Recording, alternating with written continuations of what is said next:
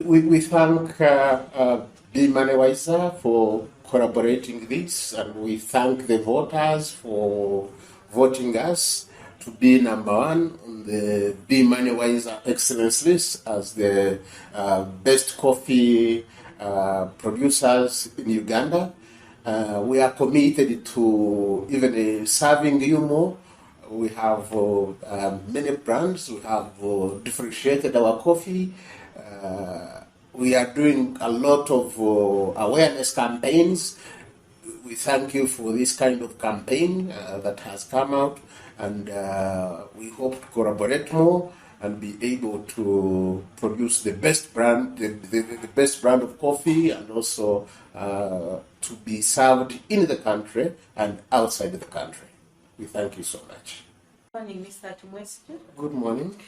It's our pleasure to be here to congratulate Adventures Premium Coffee, having been nominated and selected as the best service provider for coffee in Uganda.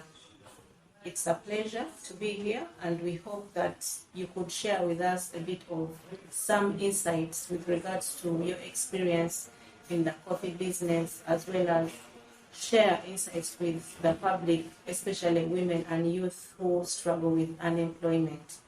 So based on this award, what do you feel that makes Adventure Premium Coffee the best in as far as your values, mission, and vision is concerned? Thank you so much. We were excited when we heard about, got the news that we were selected as the best coffee producer in the country. Adventure Premium Coffee is a family business that was born in 2018, and it is playing into the coffee space along the supply chain. This is coffee from our own farm. We do not get coffee from anywhere else. So we have a farm that we have in Kanungu, in the highlands of Kanungu. We have so far planted about 30 acres of coffee, but even prior to planting the coffee, we are a certified nursery operator. So we have a mother garden. We are certified by NACORI and UCDA. Now it's Ministry of Agriculture. So we own a mother garden, and then we grow seedlings. So we have cuttings, the new varieties, the KR1 up to KR10. At one point in time, we are having about 200,000 seedlings in our sheds. We grow them under controlled environment. Then we have a main garden, the 30 acres or so, and still growing. And then we bring the coffee, we partner with the Turat. Turat is an incubation center based in Kabanyoro, run by Makerere University. So you take it's meant for the small players, small and medium players, would not have the capacity to, initially have their own roasting machines. So we send there the coffee. Marvin Tumwesigye is our son and our production manager, who does the follow-up in terms of roasting. He's a barista. He knows about coffee. He has been to coffee factories. He knows about quality control. So we roast it, and we take there our packages, and then they pack it for you. So they roast at a fee, pack at a fee, and they give us our coffee, which we do market. We did our design, Adventure Premium Coffee, and then sent it to China. And our Chinese partners print the packages and bring them to us. Recently, we have designed what we call a garden bag. This coffee garden bag is supposed to be for tourists, for those people who are interested in giving out gift kits. So it can be part of the hamper gift pack that can be given to a guest that comes to visit you, So this is a new product that we have brought up, and it's already at the duty-free in Entebbe, Uganda duty-free shop, especially for the visitors that come to visit Uganda. Then be able to cater for the small players. BeMWA, we have designed the sachets. So we have the coffee powder sachets branded in our names, and these are single cup. There are people who do not know how to measure the coffee cup. Then there are people who do not even know how to open this and close it properly. So we have built it for them. We have done the cup testing for the grams, 10 grams, 80 grams, and these ones we are selling them as a dozen of this this sachet.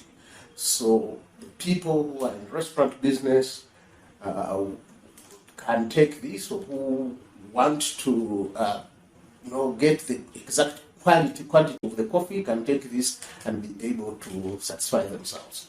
Then from there, we also have the coffee beans for children. These are mostly coffee beans in sachet form. So these ones are also, we sell them in a dozen, and they are branded, they have our name, so we don't want any adulteration. Somebody to think that, copy us and take our brand. So they are branded. These are also sold in sachets. The name adventure has an appeal to tourism. So we want the people to adventure, to have the coffee experience, the Ugandan coffee experience. Our mission and vision is to make sure that we are the best coffee quality producers in the country. So we intentionally and selectively pick the coffee. We have the workers, the managers that we have taught. Most of them have brought them here and have learned through harvest money sessions, like the harvest money that was going on. They have attended those sessions and they know how to address proper agronomic practices. The main challenge with coffee, there are so many coffee companies, but what is this that makes somebody come to the store, the shelves in a supermarket and pick Adventures Premium Coffee? One is you have to make sure that there is a lot of publicity. That's why we go on different platforms, LinkedIn or on Twitter, and try to advertise our coffee. It's not enough for us to go to the supermarket and press the coffee there. We follow it and market it ourselves. We have coffee in a number of supermarkets in the country. Thanks to the collaboration with Cinebel. We have coffee in Cinebel, Gulu, in Cinebel, Kampala supermarkets. We have coffee in Crown stores, supermarkets. We have coffee in Best Buys in Tinda. We have coffee in Masters supermarket in Best Buys in Bukoto, then Masters in Tinda. We have coffee at the airport, at the Uganda Duty Free Limited. And another thing that we do is to collaborate with different other groups. Like I am part of Fast and Furious. Fast and Furious is the running group. So Fast and Furious has embraced our coffee as the club's coffee. Fast and Furious has over 100 people. We run every Saturday. We assemble at Kampala Club. We run either half marathon or full marathon, or 10 kilometers or 5 kilometers walk. We do Entebbe Kampala runs. We do the really Kampala ginger really. After the run, they take our coffee. That's what purposes the fast. And they have been very, very good partners. They buy our coffee and they support us a lot. For those insights, but also we wanted to understand from you, Mr. Tumwesije, based on the experience you've had as an entrepreneur and knowing that so many youth and women are always struggling with unemployment, but also they start out businesses that may not last long, what advice could you give the youth and women out there, especially in regards to impact and quality, having worked with them? Yeah, we talk to our people, the women and the youth. We tell them to go along with us. We tell them that they should be partners in the business, in terms because the business gives them employment. We tell them that entrepreneurship is not easy. There is need for resilience. You can start small, and grow. Along the way, you may meet bottlenecks. Bottlenecks can be, disasters, like, say, for example, we have a lot of hailstorm. You can be planting coffee and then you meet disasters like hailstorm. We advise them of embracing, say, for example, agricultural insurance, which exists and the government subsidizes it, but many people do not know that agricultural insurance actually exists, but it is available. We advise them to try as much as possible to be resilient when they are going through this entrepreneurship journey. They should have clear objectives, the mission, the vision. They should keep focused. They should make sure that they try to do the business, coffee farming as a business. Try to separate business money from money for personal use. They should not use. They should do a lot of record keeping. They should know their costs. They should know their revenues, and they should be able to inform or to get information from that really this is a viable business venture. Most importantly, they should keep records. They should take records and keep records. And at the end of the day, it pays off. Thank you so much. There's something outstanding that has come out of your advice. Talking about agricultural insurance, what experience do you have with, for example, having an emergency fund for the business as Adventure Premium Coffee?